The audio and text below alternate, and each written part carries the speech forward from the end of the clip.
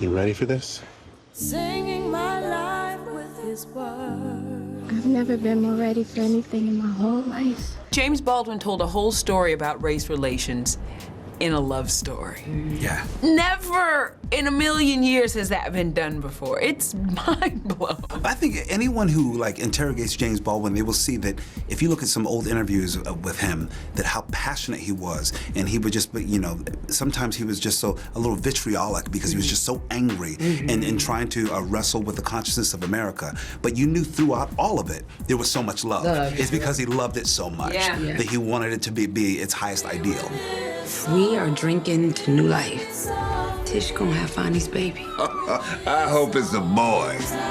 We're gonna have a baby. I'll have you out of here before then. You sure about that? This is one of those movies that you should go see as a family, that you should go see a bunch of friends, because we are seeing so many different versions of love through Kiki's eyes, through Tish's eyes. And it's a beautiful thing for those who forgot how to love, for those who didn't know how to be loved. I definitely read the book and had it with me every day on set, you know, because, you know, lucky for me, the book is from Tish's perspective, and so there's just so much more, you know, information about what she's feeling and thinking that even if it couldn't make it into the script, you know, Barry said it had to make it into our performances. You're not by yourself. These are our children, and we gotta set them free. Gotta hold our baby in my arms. I'm with you. You trusted love this far.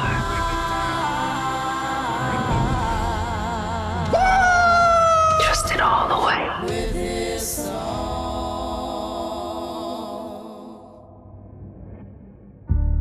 Anybody growing up here, you tangibly know when you crossing the county line, you gotta drive a little differently. Your behavior changes because you know how policing changes. Emergency police just killed a man in front of my apartment. People flooded in the area have some experience with police. Things have never been right for Black folks in America. We're trying to mourn, and you came here with 300 cop cars, right? You're in canine units. You gonna shoot me too? But that ain't the story that you hear about.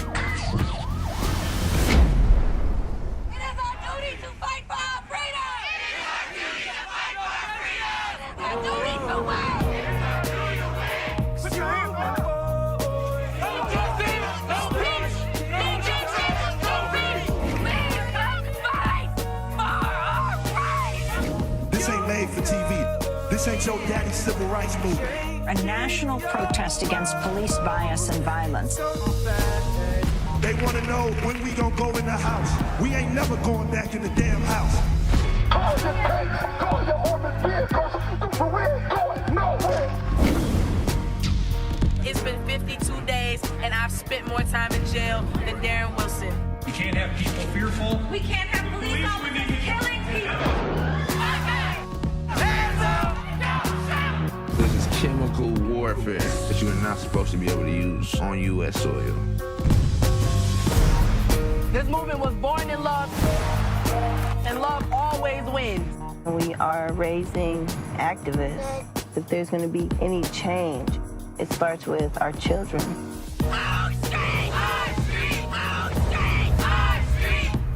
This is gonna be my fighter right here. Come here. Come on. Fight.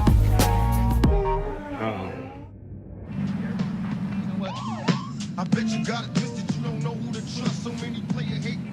What I do? I don't know. It's real, it's honest, and it tackles race relations. It tackles being a Black girl who has to code switch. It tackles family. It tackles police brutality. It tackles all of these issues, but with so much truth and realness and heart. So I want to know why you're pulling me over. Get out of the car. You ain't got no right to do this to me. I'm giving you a lawful order. Khalil, listen to him. Is it for failing to signal my lane change or for failing to turn down my music? Which one? Sir, out of the car now. Either you get out of the car yourself or I'm gonna do it for you. Now!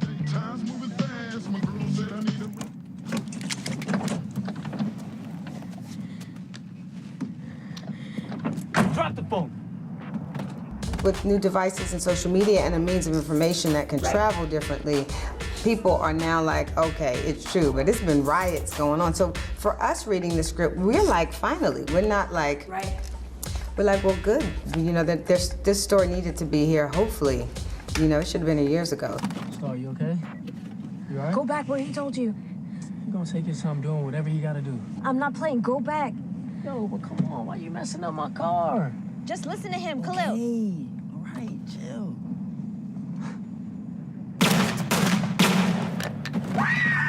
Nothing was sugar-coated. It shows you exactly where everyone is, and it makes you meet them where they are. I love the representation of Khalil. It humanizes him. It shows that he's not just what the media tries to do a lot. Is just, you said it earlier, they try to simplify, or they try to Criminalize. Yeah, criminalize. Instead of looking at the situation and looking at the wrong in the situation of what the crime that happened, they try to say, oh, he was or why was he involved in this, or he used to do this, when that's not the point. The point is what happened in that situation.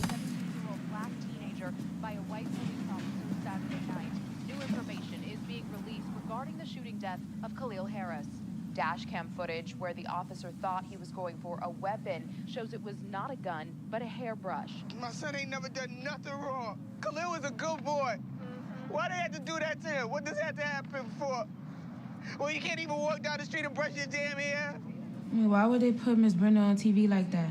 There's a witness to the shooting who'll be called to testify in front of the grand jury.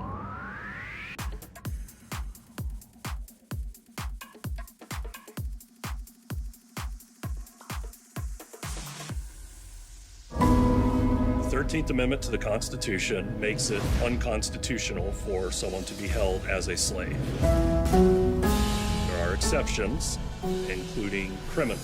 How are you feeling right now to win for 13th, that specific project? How does that feel right now? Well, I mean, it's beautiful because it amplifies what we were talking about in 13th, which is really the point of making it, is just to get people thinking about issues of justice and dignity in a more molecular way, like how it affects us every day. The loophole was immediately exploited. What you got after that was a rapid transition to a mythology of black criminality. Some people got the real problem.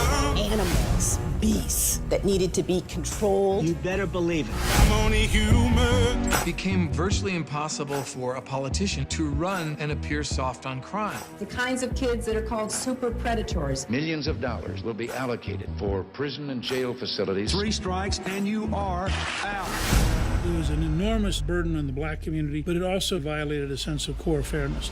Is there another social issue that you want to touch on in future projects? You know, now with so many different kinds of citizens and people who are not necessarily citizens but who deserve to be here under assault, there's a myriad of issues. I think the main thing is that people who believe in justice and dignity need to raise their voices, and I'm happy that the voice that we raised in 13th was heard. We now have more African Americans under criminal supervision than all the slaves back in the 1850s. Ma'am, I have kids too. Any of them black? Excuse me? Keep your hands on the wheel, boy. Look straight ahead. Don't make any sudden moves. Wouldn't want to make the man in the bulletproof vest nervous when he's pointing a Glock at your head. I think we're at a moment where police violence is such an extraordinary problem in our culture.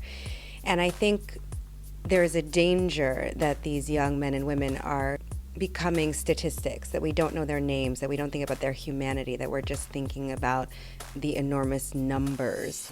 And when I think about it as a mom, I think about how mothers feel, like that fear of having a black child and not knowing if they're going to be okay in the middle of the night. And I just feel like tapping into that core parental concern and love is so universal and helps us to protect these young men and women from being statistics and instead being the full, three-dimensional, beautiful human beings that they are. My son never came home. Look, I'm sure that he's gonna turn up.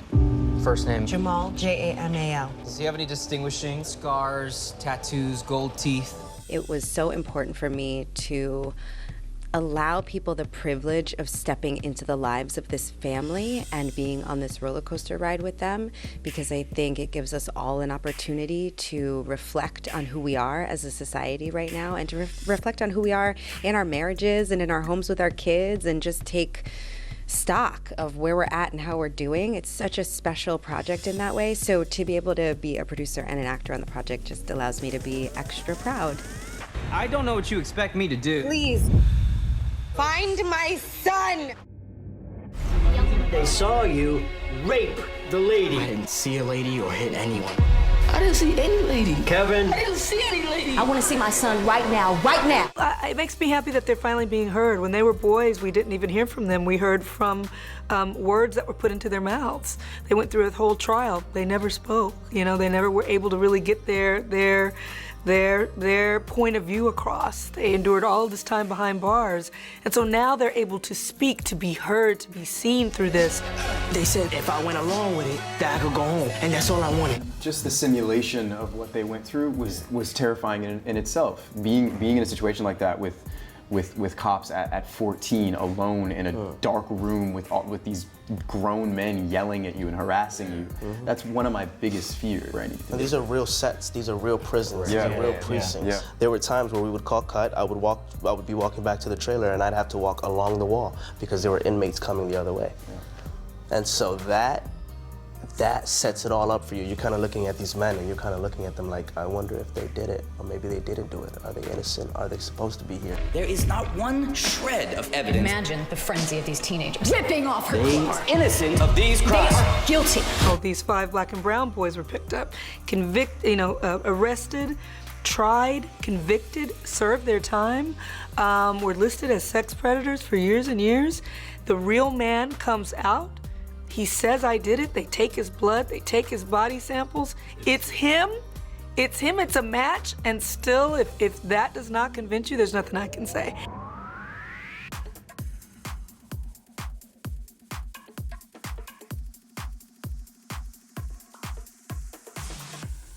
I need to file a missing person report with my son. Hey, what's his name? Trayvon Martin.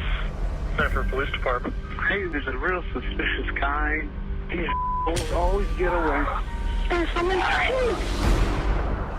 How many more kids will we wait for them to kill? My tears collecting like raindrops on a windowsill. This kid was profiled, pursued, and shot in the heart. George Zimmerman claimed self-defense, standing his ground. It just polarized the country. We were overcome with fear and anger. Trayvon became the face of our community. We had to go to war for him.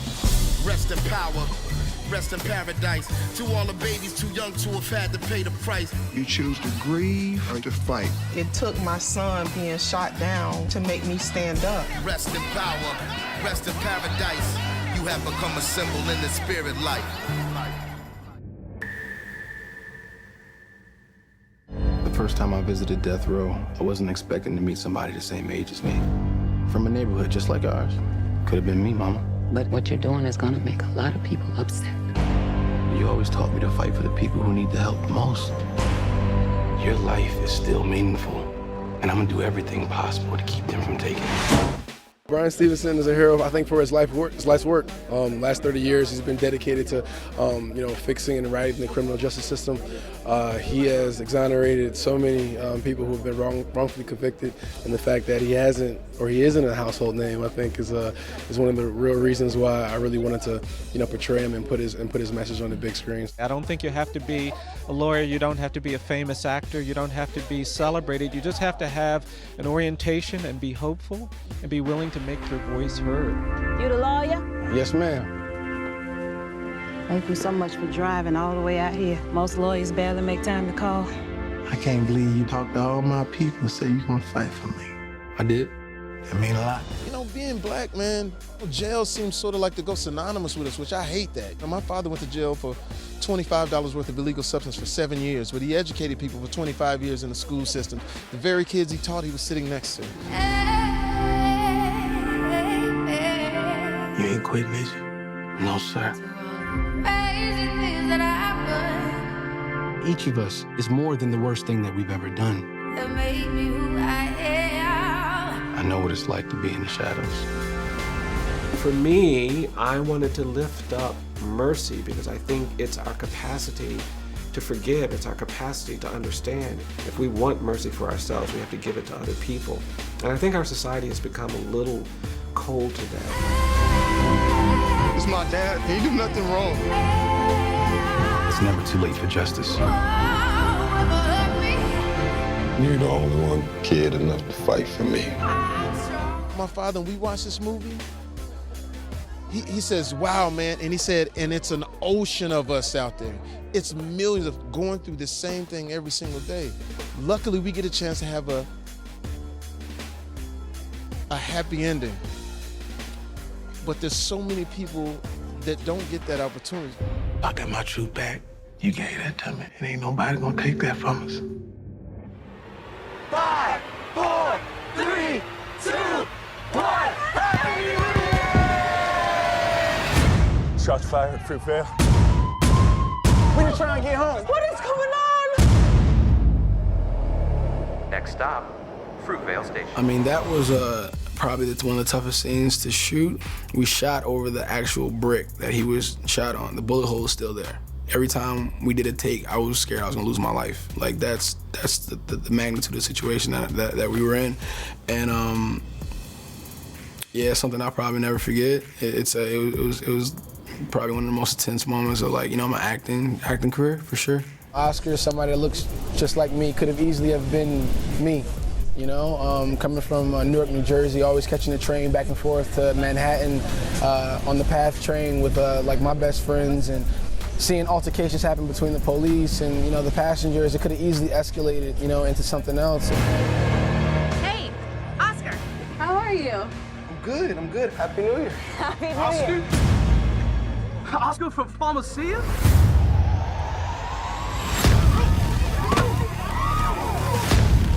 Get off the train now! This isn't an indictment of the police or law enforcement.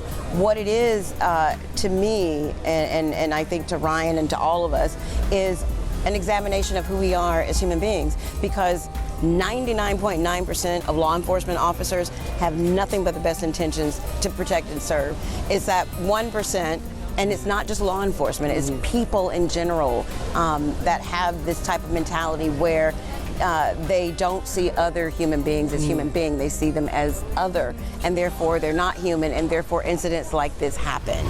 Why can't you tell me what is going on? What is the problem? What did you do? Oh my God. Good, I'm good. We're gonna be good.